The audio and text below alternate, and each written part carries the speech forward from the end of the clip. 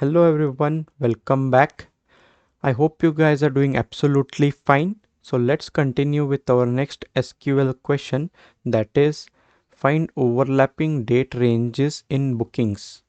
Right, so we have a table called bookings which has booking ID, which is a primary key, room ID, start date and end date. So here each row represents a booking for room with a start date and end date.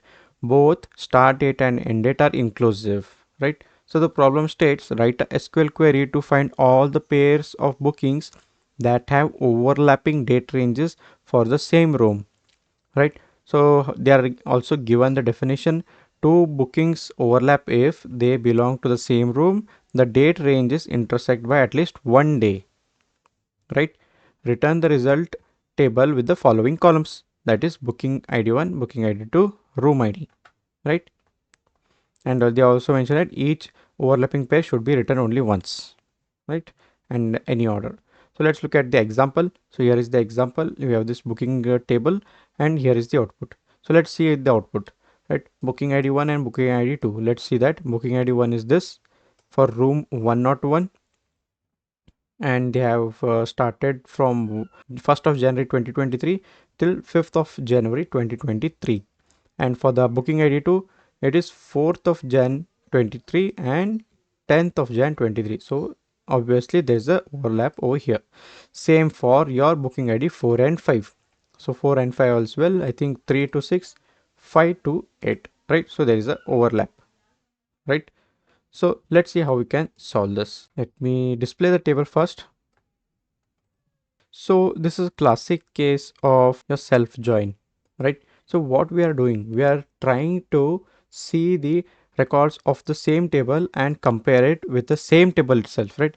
We are trying to see the booking ID with another booking ID, and we are checking if it is within the same booking ID range, right? So let's take an example. Okay, we are taking this first booking ID, right? And we are also checking two things. First, the room ID should be same, right?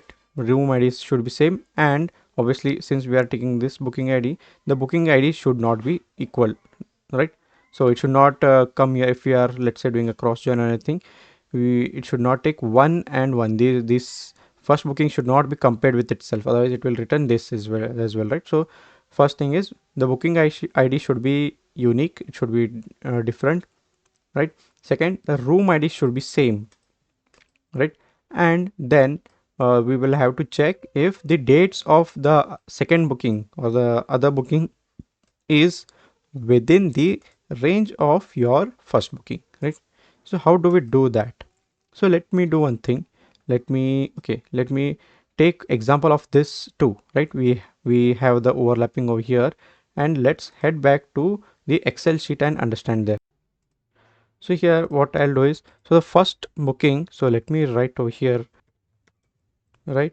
And here I'll say booking 2. So these are considered to be for the same room ID. So I'm not writing any room ID over here. So what I'll do is here 1, 2. So we want till 5th, right? Okay. So this I'll copy and extend till 10. Right. Let me copy this and paste this over here. Right. Okay. Right.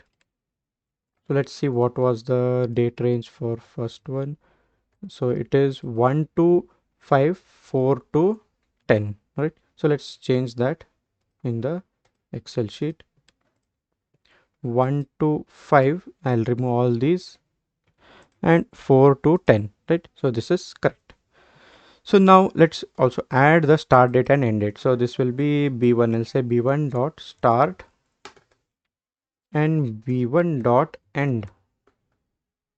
B2 dot start, B2 dot end, correct? So this is dot. So essentially what we are trying to do, we want to, let's say there is, let me also copy the table. Let me copy this for our understanding, and let me paste it somewhere here, right? Okay. So yeah, So let's say this is one instance of the same table, this is second instance, so this is B1, this is B2, right? So now what we want to do, we want to do a self join, right? Obviously the first condition would be the booking ID of B1 should be either we can take anything, right? So booking ID of 1 should be smaller than booking ID of 2 because we want it in sequential. So that's when even if you take greater, that is also not a problem because if you see these two, right? So we want to join this one with this one, right? What is the join condition here? So booking ID 1 is smaller than booking ID 2. That is first condition. Second condition is room. Room ID is should be same. So booking ID 1 room ID equal to booking ID B2 dot room ID, right? So that should be equal. Now comes the crucial part. So the crucial part is, so when we say two date ranges overlap, if the start of one booking is before the end of the other and vice versa, right? So let's understand that. So let's take this one. So for booking 1, the start is 1, end is 5, right? So can we say start of booking 1 is smaller or equal to booking to end, right? That is one condition. Okay, that's true. Then can we say booking 2 or B2 dot start is lesser or equal to B1 dot end, right? That's why it is. So if both of these are true, then only we can say it is overlapping, right? So why is this case? Because for the booking 1 the start is before the end of booking 2, right? And for booking 2 the start is before the end of booking 1, right? So in layman terms, what is happening, booking 1 before the booking 1 is ended, booking 2 date is started, right? So that's the basic concept that is applied here. So if I remove this, like let me do one thing, let me remove, yeah, these are the overlapping dates, right? So if I remove this, see what the condition will happen now. So the first condition, B1 of start is less than equal to B2 dot end. This is true. But is B2 dot start lesser than equal to B1 dot end? No, it is not, because it is greater. If it is greater, that means that it's not overlapping. The date is after the booking end of booking 1, right? The date is after end of booking date 1. That's why it is not overlapping, right? So this is the simple concept. Now let's head back to our SQL and write the code, right? So the first thing what I'll do is, so either you can use join or you can use the simple approach, that is comma, right? Booking B2. So simply I'll here say where the first condition obviously is the room ID, right? B1 dot room ID equal to B2 dot room underscore ID, and for the booking ID what I said, either we can keep booking ID 1 or B1 dot booking ID smaller than B2 dot booking ID. That is the logical way because we want it in the order fashion, right? If we keep it other way, we get the, instead of 1 2 we get 2 1. So that we will see. I'll show you. First let's write the complete query and let's execute it. B1 dot booking ID equal to B2 dot booking ID, and B1 dot start date should be less than or equal to B2 dot end date, and B2 dot start date should be less than equal to B1 dot end date, right?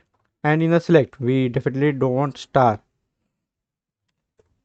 we want B1 dot booking ID as booking 1. So this is what they had asked, right? Okay, let me copy this, booking ID 1, and B2 dot booking underscore ID as booking 2, right? And then at the end we want the room ID, right? We can take b1 dot room underscore ID, right? So this, let me see if there's any. Okay, let's run and see. Yeah, so now we got this, right? So we got multiple records. If you see 1 1 2 2, right? Why? Because we said b1 dot booking ID equal to b2 dot booking ID. So if I do, let's say, lesser than, I will get 1 2 and 4 5, right? So if I do vice versa, if I do greater, then I'll get 2 1 and 5 4. So this is not what we want, right? So this is again how the self join you are trying to achieve, right? So if I do again lesser than, we get the 1 2 and 4 5. Rule number 101 102 is the output, right? So I hope you got this. It's a simple self join. We are joining for the same room IDs but not same booking IDs. B1 can be the higher booking ID, or B2 can be the higher booking ID based on this greater or smaller, right? Then we have the start date and end date condition to check the overlap, right? I hope you got this one. It's a simple but a tricky SQL question and asked in interviews a lot. So I hope you guys like this. See you in the next one.